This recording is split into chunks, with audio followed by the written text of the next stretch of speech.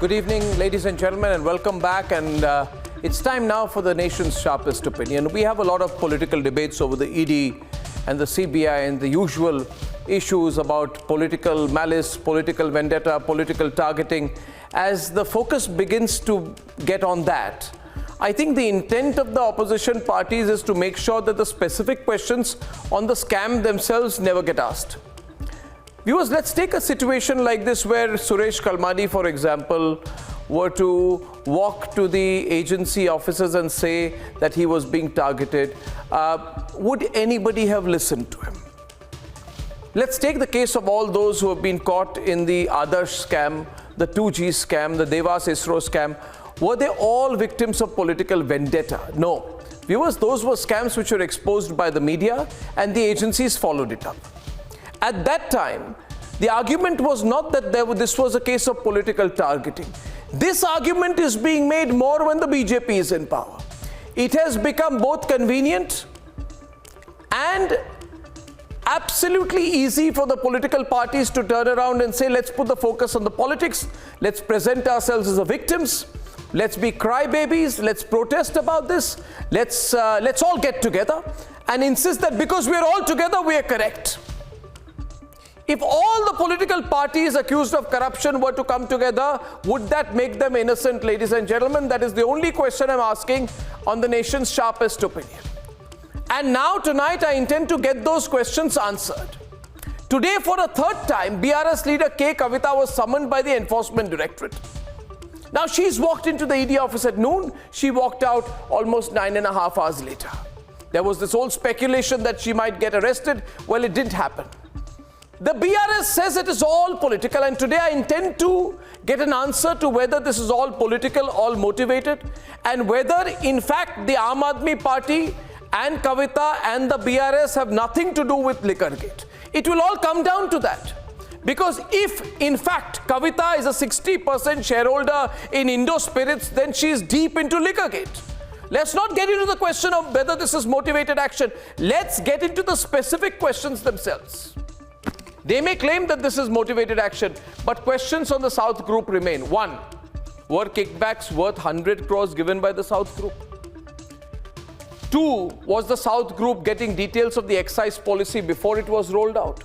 Was there an understanding between Kavitha and Manish Sisodia and Kavitha? Was there a hotline between the both of them where they were understanding how much profit there is to be made in the course of Liquorgate? And is it because Arvind Kejriwal has realized there was such a hotline that he's literally indirectly dumped Manish Sisodia now? You can say you're Aam Aadmi Party, but were there clandestine meetings in super luxury hotels, ladies and gentlemen, of the national capital? Did Kavitha have any direct or indirect association with the blacklisted Indo Spirits? Does she have directly or indirectly 60% equity shareholding, and is she therefore the real owner of Indo Spirits? And five, was Arun Pillai the middleman between the Aam Aadmi Party and the South Group in this scam? Equally, the BJP must explain why, when Kavitha is not even named as an accused, she has become a target.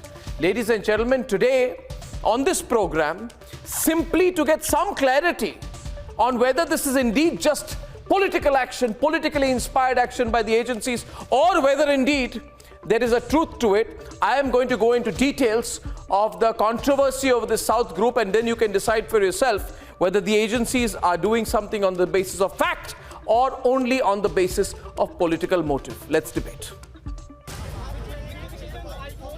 At 11:25 a.m., Kavitha left for the ED office to be grilled by the agency for the third time. Contradicting allegations that she destroyed her phones, the BRS leader held them up as evidence.